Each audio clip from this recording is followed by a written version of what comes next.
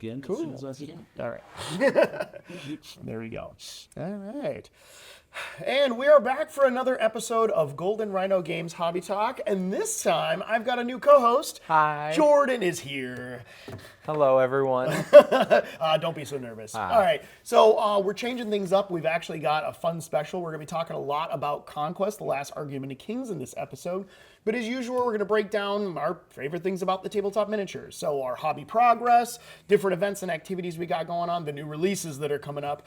And we've got a special guest at the end of this, Steve, the Vanguard for our store here at Golden Rhino Games. So from here, Jordan, how you doing? I'm doing good. Good. Been having all kinds of fun with a bunch of different model kits and stuff that have been flooding our doors. Yeah, that's for sure. Yep. Yeah, for sure. So we are going to, like I said, predominantly be talking about Conquest, Last Argument of Kings. This is a rank and flank tabletop miniatures game done by Para-Bellum, actually a company out from Greece, which is really cool. We've got a large collection of both model kits and community members, which is super fun. So we were going to take a moment and kind of talk about our different hobby progress and things like that. But before we get into that, what events do you want to talk about today? So we've got a lot of events planned. We still got the event hall, so we want to make sure we take full use of that.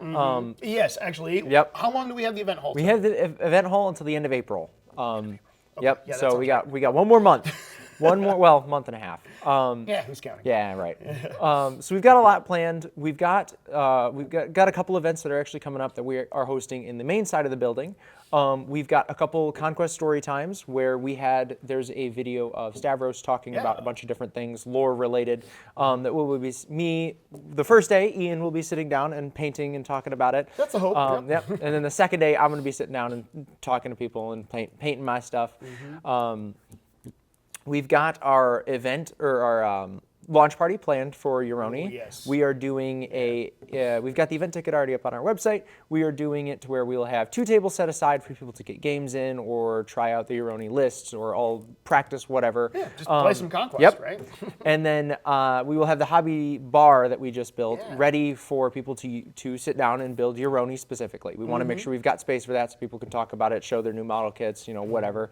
Especially since some of them I know are going to be a little bit harder to build. Right. I'll jump in there too. If this is the first time you're joining us, if you haven't watched our last episode, I kind of hinted at the new hobby bar that I was building. Luke jokingly said that I had about an 8-foot tall backstock of, hobby progress, right, or pile of shame. But I managed to finish making up the hobby bar. It is set up and ready to go. It's fully powered. We can do a maximum of 8 participants, or people can sit down and hobby and whatnot. But yeah, there's room for you to sit, hobby, build, paint. We've got a little back area so you can clamp on a magnifying glass, and it's got light and stuff like that. So it's a nice dedicated spot for you to come in and hobby, but also hang out with the community, so you can actually sit across from each other and paint. I've gotten to use it over the weekend. It was really enjoyable. I'm not gonna lie. Not only did it make it seem very comfortable for people to come up and ask me questions about hobbies or miniatures or even how to build up their armies, but we got to do it while painting our favorite model kits, which is great. So as part of our launch party, on the what is that, the 4th? Yep. That is going to be. I'm going to say reserved, but please, if you want to just sit down and join us, right, that is going to be a big part of that. We've also got a Master and Apprentice tournament coming up for Conquest. It's actually the day after we do our launch party. If you aren't familiar, we've done Master Apprentice tournaments before. It's a doubles tournament, a doubles format. Each team will consist of one player who is like what we would consider a veteran at the game, or somebody who's been playing for a while and knows a lot about the different armies. And then we like to try and pair somebody who's newer to it. That way, if you need help with rules, have questions, usually the veteran, so to speak, will be there and already knows a good portion of your army, so can help you with either the tabletop strategy, or once you've built your list, can talk to you about like how you want things to move, that kind of stuff. Yep. And as really part nice of it, format. Yeah, and as part of it too, we do have it set up in our Discord. So once people get paired up, you'll actually be able to communicate for at least a week in there. Now this will probably be during the week of Adepticon, so keep that in mind. But even still, it's going to be really nice because if you are totally new to this, you now have a newfound friend, right, to kind of help you get into this. And please don't be overwhelmed by this. The whole idea is that each player only has 1,000 points to play with anyway. So the two of you get to work together to form form this, pair or duo battling out in a standard point scale format of 2,000 points, which is really cool. An alliance, if you will. I love the Master and Apprentice format. It was a great addition to the events that we run here. Yeah, it's a lot of fun. So, my apologies. Before I forget, though, we do have a couple of Warhammer events, and I don't want to forget about them before we get too far into it. So, at the end of this month, this March, the 22nd, we do have one of our last Warhammer 40K Rumble in the Room. It's our standard 2K tournament. That is going to be in our event hall, hence the Rumble in the Room. And then to add another event to it so that our beginners have a little bit of level up that they can do, we're doing a 1,500 point event the next day on the 23rd. This is going to be what I'm calling our 3-round matchup. The reason I'm calling it that is because it's in a round robin format. Each player is going to show up with 1,500 points, and in the first round, we're going to randomly pair everybody up against different players. But from there, you're either going to be in an A group or a B group, and it's just going to rotate you clockwise or counterclockwise. So win or lose, you're always going to get to play against a new opponent on a different table. This way, you get to experience more of the game under a different mission with a new person. You don't have to worry about the stress and mess of trying to do your best to level up and whatnot. And at the end of the day, we're doing a ton of raffle prizes for this one, instead of awarding the top players and things like that. I really like events like this because it takes a lot of the pressure off and it's still fun play.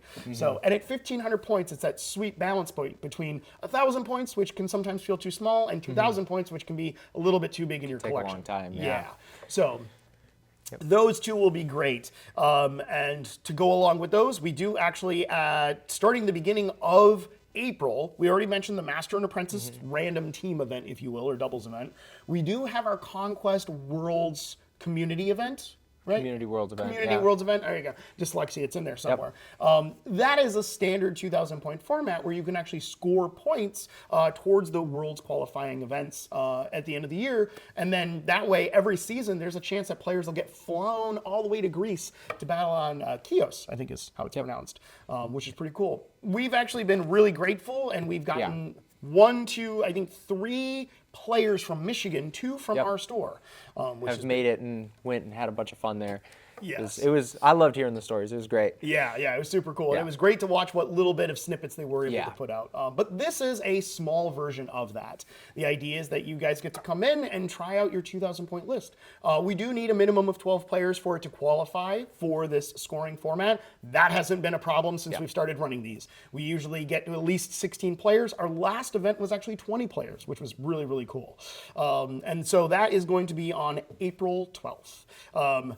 Now, we're going to fast forward just a few months, though, because one of the big events that we're going to talk about is in August. So before I jump into that, one thing I would like to mention, too, is that in August this year of 2025, is our 5-year anniversary that the store has been around, which is just crazy for me to think about. Every time it comes up, it's just insane. It baffles me, to be honest.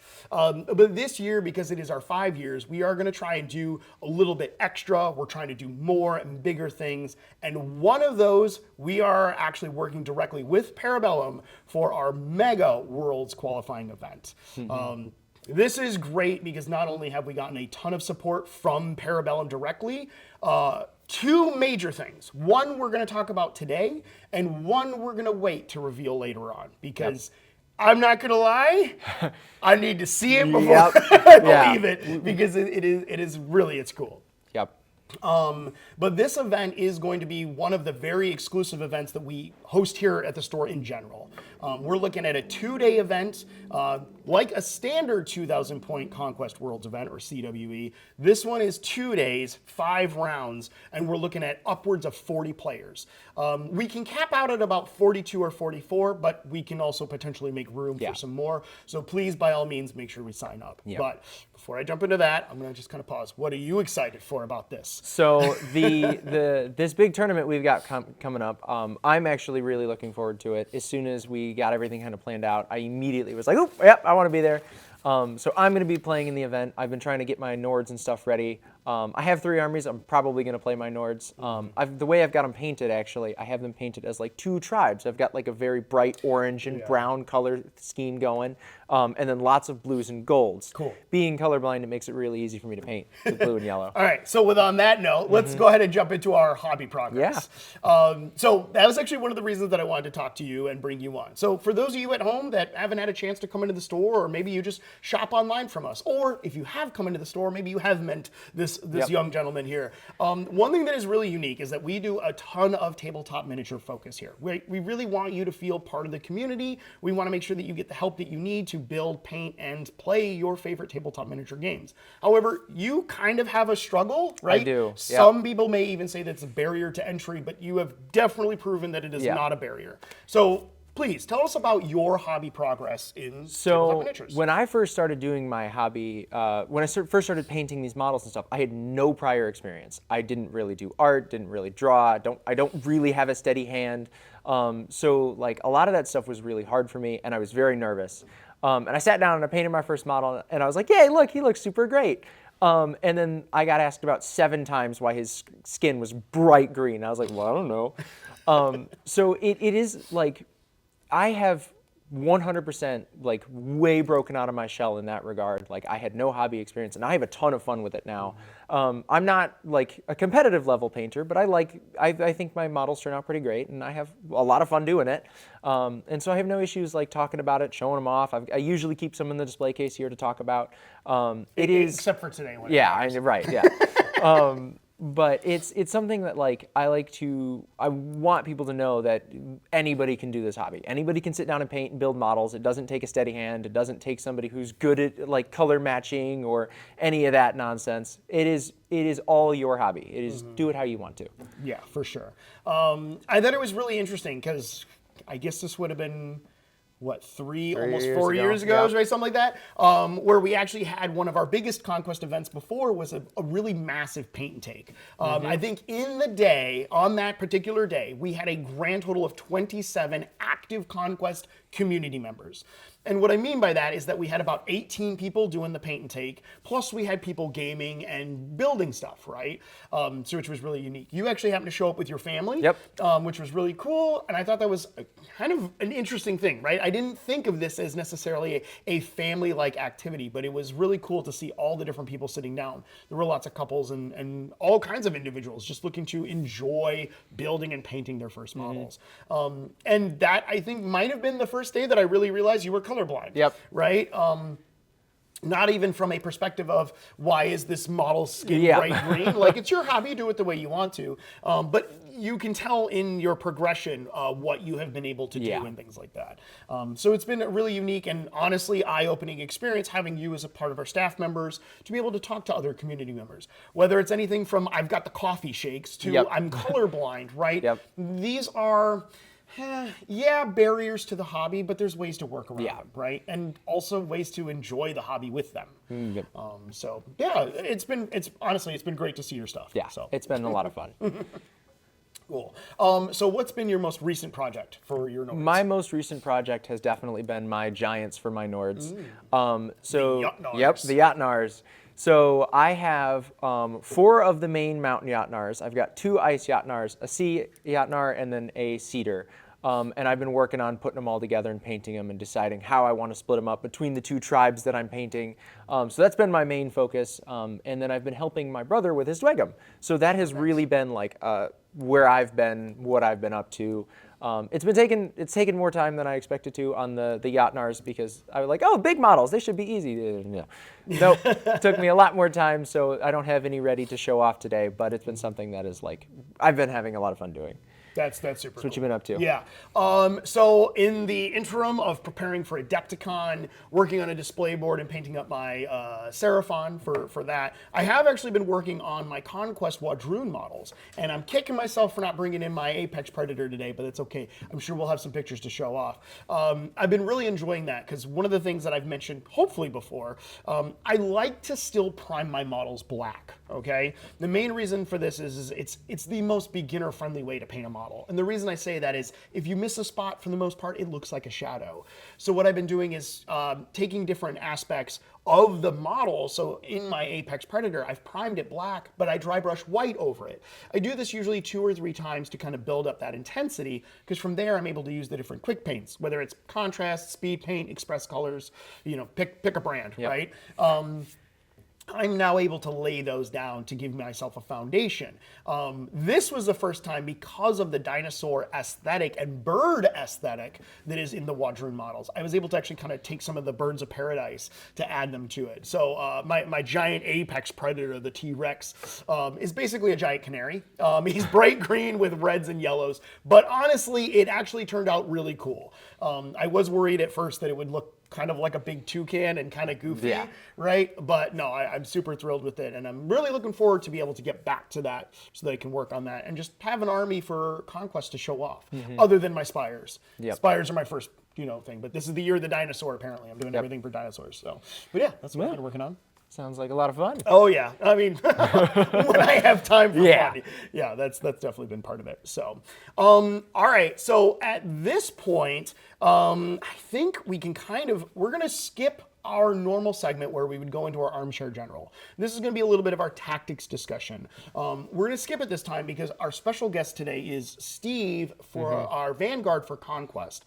Steve has been incredibly helpful for different events and activities here, and honestly, just being a presence that's really welcoming, like the rest of our staff here, to help get people into it.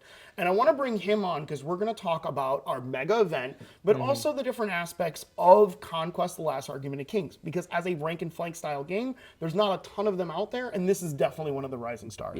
So we're going to go ahead and we're going to bring on Steve. All right, and I've got Steve here with me. This is actually our Vanguard for Para-Bellum and Conquest: The Last Argument of Kings. Para-Bellum, for starters, is probably one of the best companies for us to work with. It's a tabletop miniatures company. They're easy to communicate, and they have a great aesthetic and design. I've not come across another model company like this that I've been able to work with so easily and so directly. And one of the things they introduced was a Vanguard program, which I actually started up with in the very beginning, like 3 years ago. You joined me, right? I showed up August, I want to say August of 2021. Oh, wow. Okay, so yeah, almost. Just kind of when things were opening up a little more, and I just wandered with a little box of stuff. Yeah, absolutely. And as the store and our business and our community grew for Conquest, I'm not going to lie, I became very overwhelmed and had to focus and turn my attentions towards the business to make things run as smoothly as possible. And thankfully, Steve honestly stepped up here and took over as the Vanguard, and I do appreciate it. So thanks, Steve, and I appreciate you being on here. So before I get much further into it, could you tell me a little bit about what you do as a Vanguard? As a Vanguard, so basically I am someone that is kind of from the community, really, really enjoys the game. Some might say a little too much. But basically the general idea is someone from the community that kind of steps up and helps kind of organize the community, help promote the game, promote events, tell people about why it's cool, which if you ever had the pleasure of running into me at the store, you're kind of over there by the Conquest stuff, you'll know that I can talk your ear off very effortlessly. But just kind of promoting the game, getting people excited about what's coming up, what's currently out, running demos, learn to plays, helping organize things like paint and takes, some of the tournament stuff, I help TO that occasionally. That's kind of a high-level overview of it. Yeah. Honestly, in short or in summary, right, a community leader. You've really been a very pivotal part of what we're able to do here, not only helping us, run and facilitate some of the events and stuff, but honestly just being enthusiastic and talking to new people. And why are these models cool, right? Like, well, look at them. Yes. Okay. That all being said, what honestly drew your attention to Conquest? What made you excited about this game? There are several things. One, just the models are really neat. They have really interesting design aesthetics, whether it's kind of the more Geiger-esque take on the game's elf equivalent, undead Byzantine Romans, which we're showing here. That really sold me super hard. And now upcoming, just in a few weeks, we have the Uroni. I really love the yokai aesthetic in general, and when I saw those, I'm like, oh no, it's happening again. Yeah. So I will kind of do a quick pause take right here on this. So for me, Conquest Last Argument of Kings, they've done an incredible amount of world building for this. Honestly, on parallel to a lot of different games or even RPGs, to the level of detail that they've gone, to the point of following characters and even having a living world that we as players get to communicate, participate, and change as things happen. But for me, the aesthetic that sticks out in my mind is this is probably the grimmest of the grimdark fantasy elements I've seen around there. They've really captured this element of a time period in their world and universe where things are happening. And to see the Uroni, the newest faction, what number? 9th? This is their 9th. The 9th faction show up for this was a super left field, and they look amazing. So yeah, very excited for the new release for that coming up. We've got the 2-player starter set that's coming out for that. They have a 1-player cohort, which is I think about 100 points of models in there, and then all kinds of demons. So interestingly, this is kind of the only one that they're doing this specifically for, but the Uroni cohort box is kind of intended to be, in general, those are intended to be like the First Blood boxes, but for the Uroni, due to their kind of general model count, that's also doubling as their 1-player starter equivalent. Oh. So, like a normal 1-player starter, you can just grab that. You can have probably close to, I don't remember off the top of my head, I think it's like more than 950, but close to 1,000 points. Gotcha. But basically, you can get a really nice amount of models and a nice chunk of your army out of the way for a very reasonable economical price. Yeah, absolutely. And that's another thing, too, kind of why I was talking about Para-Bellum as a company to work with and ideas and things that they've got. Because not only do they have a 2-player starter set that they've revolved over time, right? The first one being 100 Kingdoms and Spires, which is what I got into, and I still love Spires to this day. Then evolving into...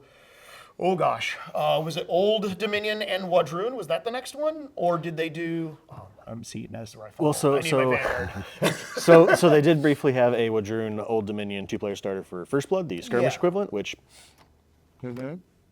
skirmish game. Aha, yes. But then they also had city-states versus Nords to kind of introduce the Nords as the 7th, and then for the 8th they had city-states versus Sorcerer Kings. So which is what we have currently, and that's been very, very popular too. Sorcerer Kings are a very unique aesthetic. So, yeah. Okay, so. All right. That all being said, I did want to briefly touch on the models that you have in front here today, because not only have you done a fantastic job with these, they look great, but I did really want to point out something that's kind of unique about them. So, in your opinions, where are you at in your hobby with these lovely models you have here? I'm a bus driver today, just so I will admit I'm not. My hobby generally tends more towards, I love the building aspect, I love the collecting aspect, I love the kind of brainstorming lists and theory crafting and actually playing the game. I'm not as motivated when it comes to actually painting. Lots of this was done due to the fear of having a hotel fee and a convention fee dangling over my head like a sort of Damocles, if you will. Gotcha. And kind of like, okay, cool, the pressure's on. So I got these to a level where I could take them to a convention and it would pass muster. I always told myself, cool, they're almost done. I just need to do some like weathering effects to get them rusted or kind of get some verdigris on them or something. They've been like this a while. That's okay. That's okay. No, honestly, so the main reason that I really wanted to focus on this today is because this is really nice, man. You've done a seriously good job. I can see where you've taken a little bit more time on your characters and you've even tested out some of the weathering you were talking about. But this is battle ready, right? This is what we look for in some of our bigger events. We're going to touch on the Mega Worlds event that we're coming up. But I really just wanted to take a second and be like, seriously, good job. Like, this stuff looks great on the table, and when we get to the table and you look at it from across the table and you see the two armies battling, it really starts to tell the story, right? Even if they are undead, you can see where they were once shiny and new and what that kind of progresses now, which is really cool. So, no, these are super cool. So. Thank you. Okay, so we kind of skipped over the armchair general portion of it because I wanted to bring that back actually here because Conquest Last Argument of Kings is one of the few rank and flank style miniatures games.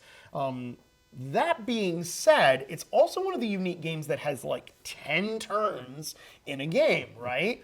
So what are your personal takeaways from the actual tabletop miniature game? And then I'm gonna kind of use that to pivot, and we're gonna talk about a few things.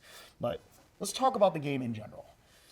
Well, I know you brought up the 10 turns. It does go pretty quick, actually. Once you kind of know what you're doing, you can very easily go through 10 turns within anywhere from an hour to an hour and a half. A lot of times at events, you might have 2 to 2.5 hours, just to kind of give people time in case, people with different skill levels or familiarities with the rules kind of get paired together. But, it is a very lethal game that kind of helps make it play quickly.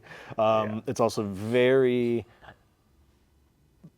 It highly rewards careful positioning, maybe more so than other games. I think that maybe catches some people off guard when they first get into it, because they think, okay, I can kind of I have the movement to do it, I'm just going to advance. Well, you've now put yourself in range of the enemy, or you put yourself into a position where they can get a flank charge on you. Those are real bad. If combat is quick, it is lethal, it is devastating, things will not die. There are armies that are good at kind of, more defensive or attrition-based gameplay style, like Old Dominion. But even they are not long for this world once the battle lines are drawn and they actually come to blows. Yeah. So one of the big things that I thank you for taking the bait, right? The fact that this game is 10 turns is so deceptive. So it can be up to 10 turns. Obviously, things can end a little bit sooner than that based on how things are progressing and mechanics like that. But I've never played a game that has had this many turns be involved in the game, and I will say they're very actively involved, that I can play quickly. I have run many demos, I've done many learn to plays, and I've definitely played in a handful of events where honestly, we can get through 7 turns of the game in about an hour, no problem. The game's alternating activations and honestly lethality, like you're talking about, it really plays into it. A lot of games you're going to have, I got to roll the hits and I got to see how much damage is applied and do you get a save and all this stuff. This game simplifies that to a degree, but it really adds another tactical level because there is less interaction in there. What I mean is, when I'm attacking, we have certain number of dice that we're going to attack against a stand to stand or regiment to regiment, right? I don't have to roll against a defense or an extra check or anything like that. But you as the defensive player, you're going to take a defense check, right?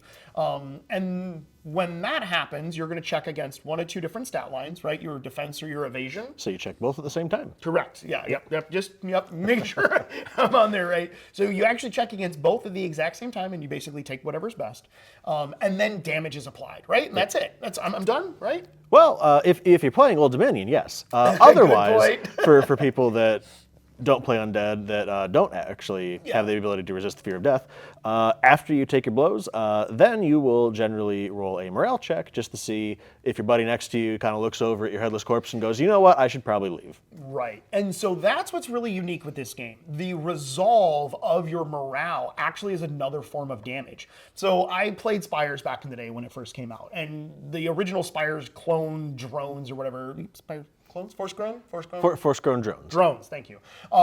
Their stat line is literally like 1-1-1-1-1-1. Like it's like the worst stat line possible. But even when I have 12 guys or 3 stands equivalent attacking, I was actually able to do about 6 or 7 damage sometimes because 3 or 4 damage actually getting through can then tabulate into additional resolve checks that cause additional damage. So at face value, actually, the lethality is very deceptive, I think, which I thought was really unique. And it made the interaction of having a morale or a resolve in this game actually very meaningful. Like, I can't tell you how many games I played where your resolve is like, why do we have this ability in the game? Q Age of Sigmar 3.0. So I really did think that was kind of a unique aspect of it. What's another unique aspect of Conquest that you would like to talk about? Well, you actually kind of touched upon it when you were talking a few minutes ago. One thing that I also really like is that there's a lot of tactical depth that is added by the game's activation mechanic. It's not I go, you go. Rather, it is alternating activation, as you mentioned, and that is done by every unit and every character in your army is represented by a command card. And at this, when the game actually begins, nothing is on the battlefield. You actually have to roll and see what is coming in on a given turn, and then from there you take your command cards for things that have arrived, and you order the activation that you'd like things to activate in an alternating activation style. So you kind of have to think, what do I want to do based on my positioning on the board, my board development, what is my opponent probably going to do? Because if you can kind of get an idea of what your opponent probably wants to do, you can kind of start to make those kind of decisions like, okay, I kind of want this to go, but it looks like they could probably wipe this out. So instead I think I need to maybe activate this first so I can get a more defensive stance up and kind of, maybe not let that get completely wiped out. Or do I want to take a chance? Maybe I will end up going first with the roll off, in which case maybe it would behoove me to, kind of just hit them really hard with the hammer in my army and just kind of smash through something and kind of throw them into disarray. So it kind of creates a lot of really rich decision-making opportunities, and it can get very stressful very quick, especially as I mentioned with how lethal everything is. Yeah, so actually, thank you for touching on that, because honestly, rich decision-making is probably the best thing I can put into this. So what you're talking about for the most part is it's not the supremacy phase, right? It's the command phase of the game, the actual beginning where you're command stacking, figuring so the you order have your reinforcement phase, your supremacy phase, and I believe that is actually where you're I'm going to be an embarrassment of a Vanguard. Here we go. Let's see if we I can want do to it. say it's the. We do it so often, we just can't remember. It's from the front part of the book that everyone kind of glosses over once they know it. But so basically, you have your reinforcement phase, where you roll in to see what your reinforcements are arriving that turn. Then you have, I want to say, your command phase, where you order your command deck.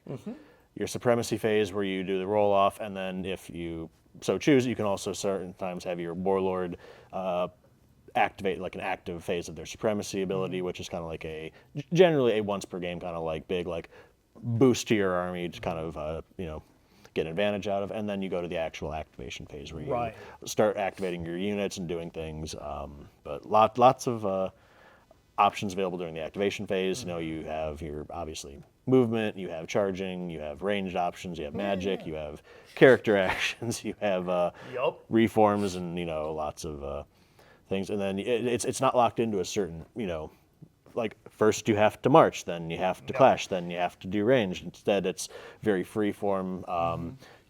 If you're engaged, you can clash, you can try to march afterwards to get on a point maybe, but maybe you won't be able to kill that enemy regiment that you're in contact with. Maybe you'll have to inspire and then clash, but then you can't march onto the objective. So it very quickly opens up a lot of decision-making opportunities.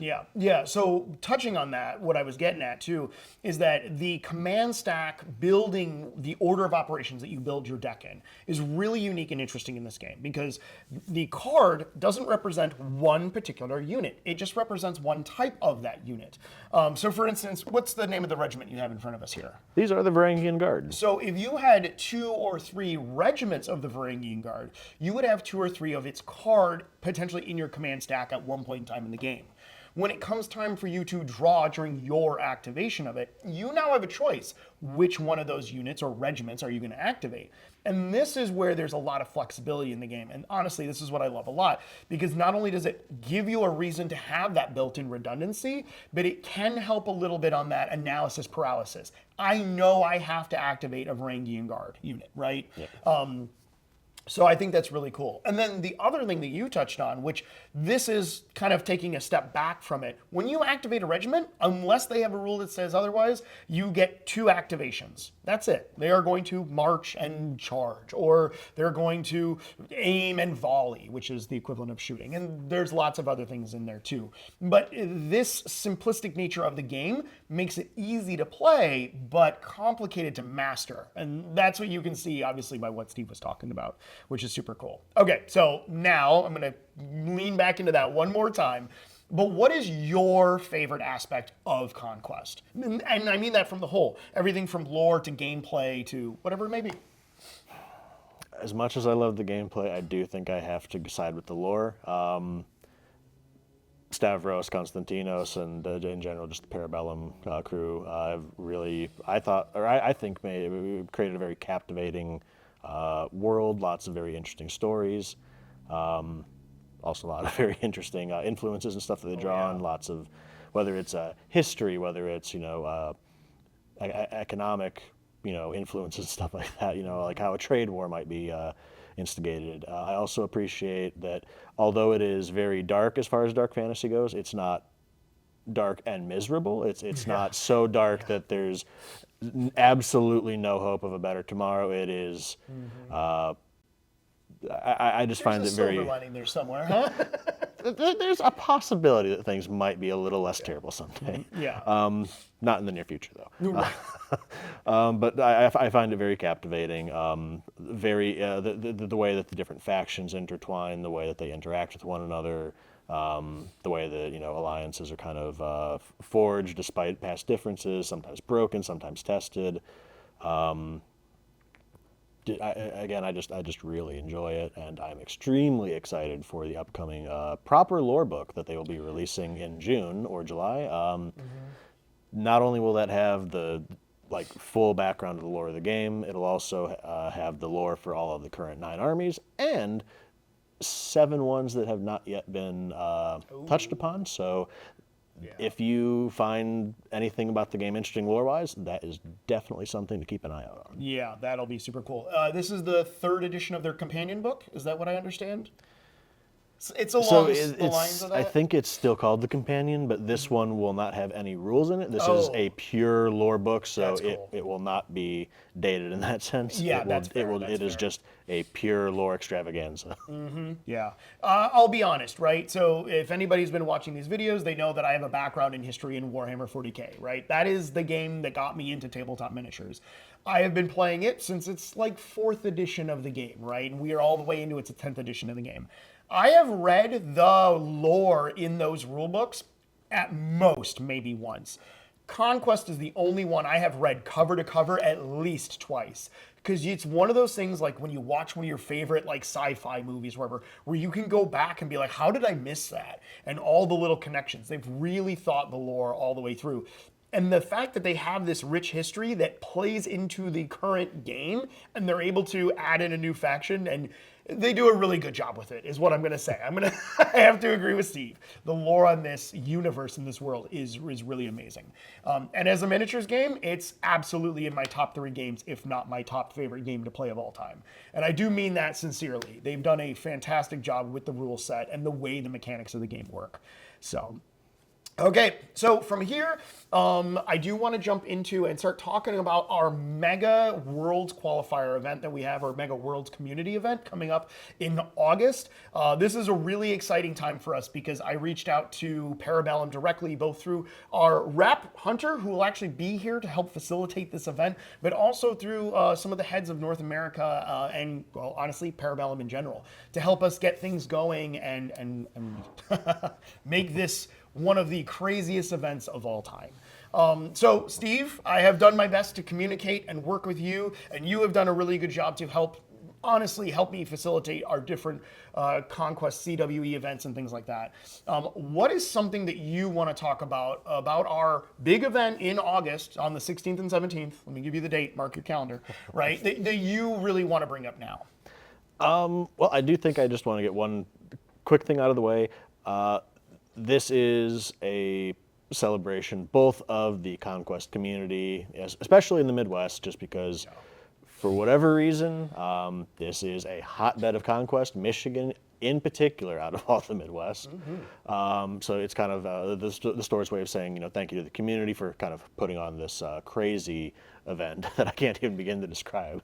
But also, it's also a way of the community hopefully coming together and showing appreciation for the store, in particular its 5th anniversary, but also just being such a central hub of Conquest in Michigan. There are lots of Conquest communities in Michigan.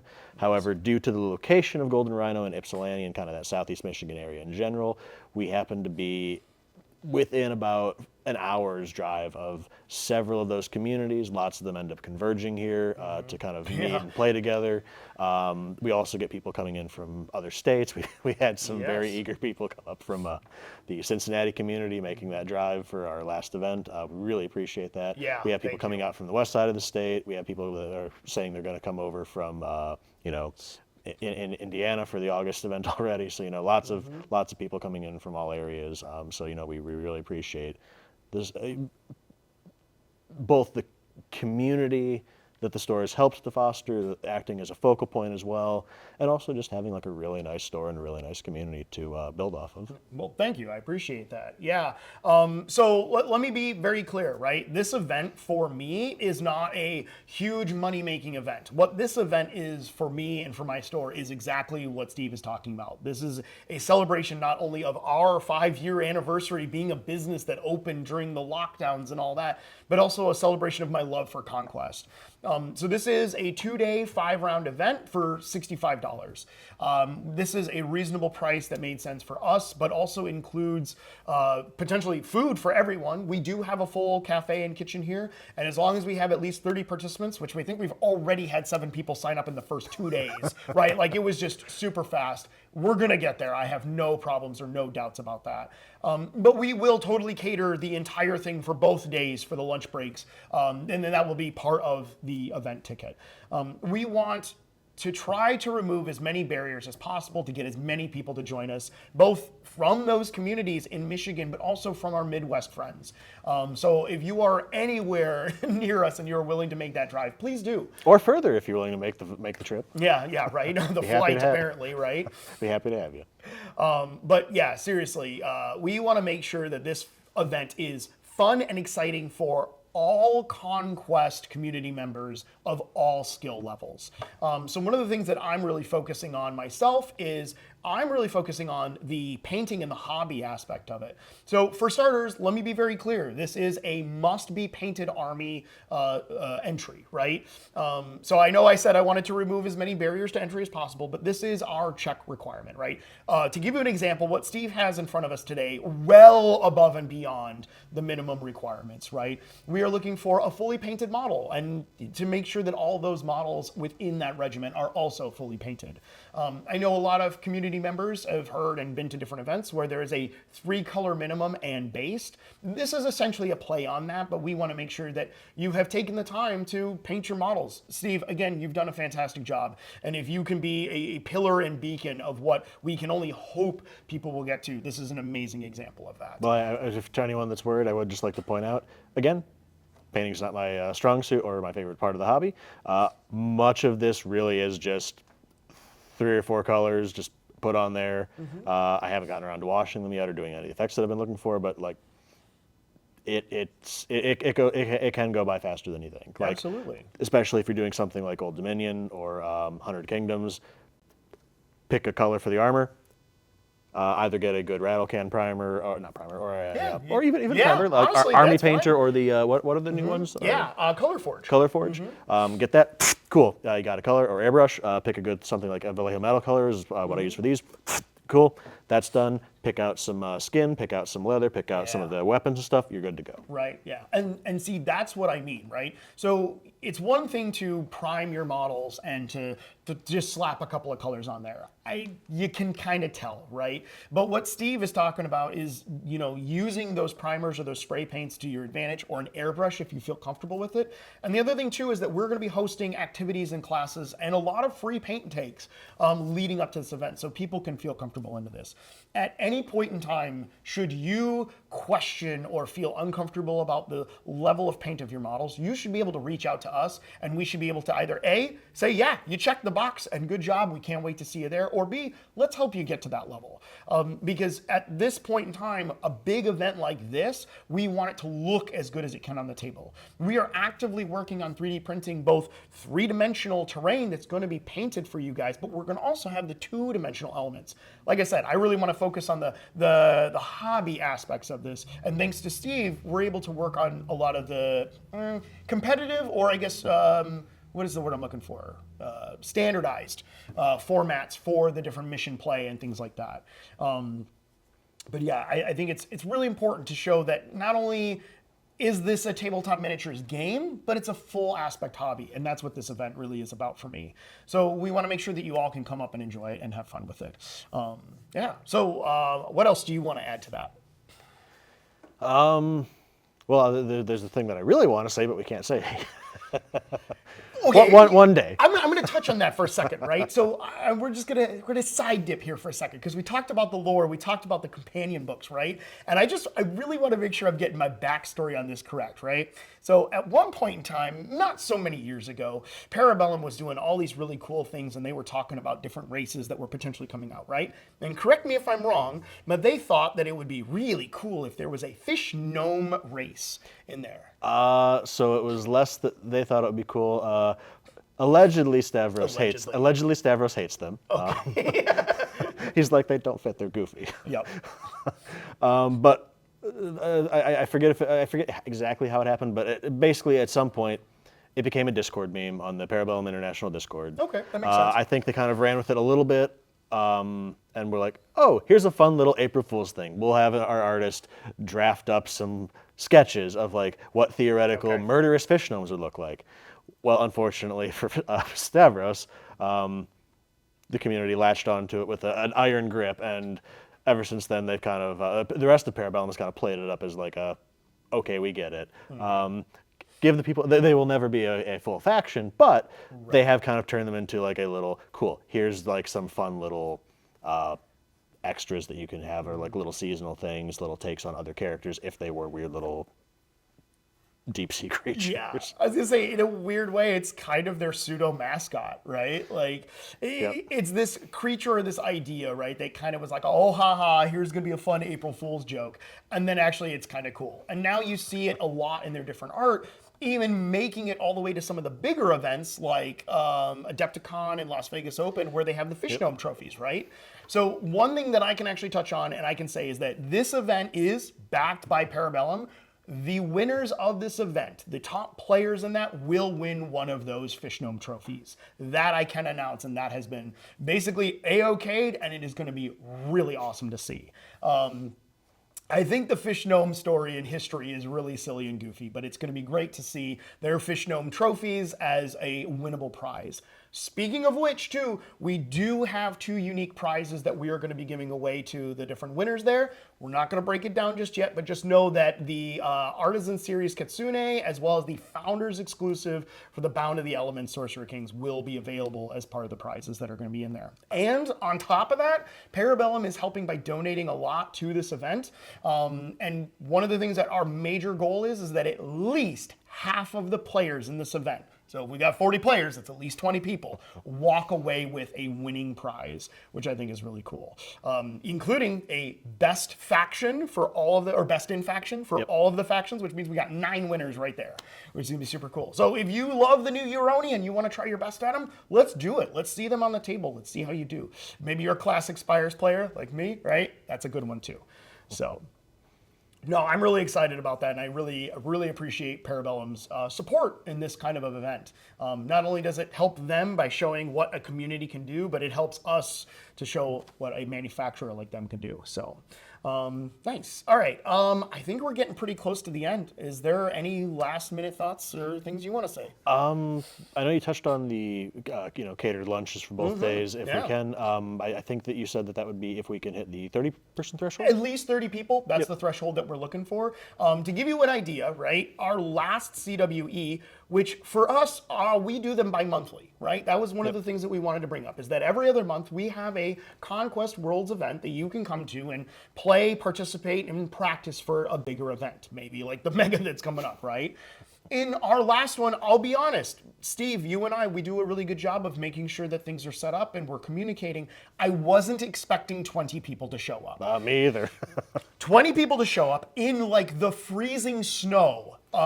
It was an amazing turnout. I really was unprepared for that. The last couple of events, we've had, 16 to 18 players, so I don't see why not 20 players. But we've also had as low of a turnout as 12 people, and that's perfectly fine for us. We want to provide the space, but the fact that we had 20 people proved to me that we can hit 30. If they're willing to drive through the snow. Right? Absolutely. But anyway, I'm sorry. You Oh, were, no. I think that kind of covers the big things. I guess one last thing I would like to get into, kind of moving a little bit away from the Mega Sure. Conquest Worlds event, but I would just like to say that we obviously have a very active community here. Yeah. We basically any day that the store is open, you can pretty much message someone on the Discord or on the store's Facebook page and find someone to play a game with. You could practically walk in the door and do that. But especially on Sundays. Sundays are kind of our designated community agreed upon day that is the day that most people are going to be available for a game. And just the other day actually, as of filming this, I think we had 9 people show up, just Yeah. kind of unprompted. Organically. Yeah. No, it's fantastic. So we really, like I said, we've tried to go out of our way to make sure that everybody feels comfortable, and there is that Discord space for that communication. But Steve and I have really worked together to make sure that we have a dedicated day, and honestly, having the event hall space has helped a lot. But I think we're one of the few stores in Michigan and maybe in North America that you can walk in almost any day of the week and say, hey, I've got Conquest models. Is anybody willing to play a game? And you probably can find someone. And that's honestly impressive. Conquest is our 3rd best game here in the store. Very, very quickly becoming our 2nd. And I'm really honestly proud and very thankful of that. So. And we're probably going to have a lot of new players coming in with the Euroni, because if I'm not yeah. mistaken, you've told me that those numbers surprised you. Yes. So just for your reference, right, your point of view, our last couple of 2-player starter sets that they have come out with and we've done pre-orders for, we would usually get 1 or 2, right? No problem. New stuff comes out. It's super cool. This is the first one that we have sold. We have pre-sold 10 2-player starter sets. So on April 4th, when we do our big launch night, I know for a fact there's a minimum of 10 people that are going to be sitting down building Euroni stuff, right? Maybe a couple of them will do Watch Room. We'll see. But yeah, no, it's super cool. It's really exciting. Well, to be fair to our Rajun players, that's also an incredible kit if you want a pterodactyl with a 12-inch wingspan. Yes, the Quaddle is an awesome model. Yeah. One of these days I'll get to painting that up. That's next on my list. So if you, the viewer, are watching and you happen to really find yokai cool, or if you really like orcs on dinosaurs, definitely hit up Ian to get one of those kits. Yeah. It is an incredible value if you've got a buddy to split it with. Yep. Yeah, we should have 15 total coming. 10 are already spoken for. We should have about 5 left over for that. So, all right, cool. At this point in time, we're going to start kind of wrapping it up, but I did want to take this minute and thank you guys for stopping in and watching these videos and joining us here in the community, both digitally and physically, whether you're joining us on Discord or YouTube is where you're watching this, or honestly, you're one of the people that get to come in and enjoy the store. We really appreciate it. As part of such, though, I did want to announce that we do officially have a Patreon, so we are going to be asking for some help. These videos are fun, and we really do like promoting them and having people on like Steve, but having a little bit of a space where you guys can donate some money to help support that does help us. We do plan on adding some extra features in the near future. For right now, though, we're just going to have a couple. One where you can communicate with us and ask for or even show up options or give us options on different questions and things you might want to be asked, or simply you just want to leave a tip, right? Anything will help. And then the last thing that I want to say, and this kind of goes for the tabletop miniature hobby and industry as a whole, please do me a favor. I don't care where you are, where you're watching this, or whether you're one of my customers or not. Support your friendly local game store. This is a time of tribulations and questions that are going on, whether it be the different products that we carry and how we get them into the store, everything down to our paints and model kits. The last thing we need is people ducking and diving and honestly showing up and not supporting their stores. You coming in and just being an active community member and picking up that bottle of paint means a big difference to us at the end of the day.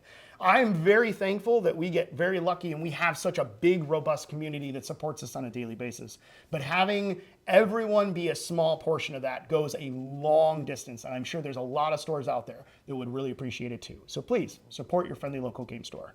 So, all right, this has been our Golden Rhino Games Hobby Talk episode, focusing mostly on Conquest, as you can see. It's been great to have you, Steve. I really do appreciate you being on. And we will see you guys next time. Bye now.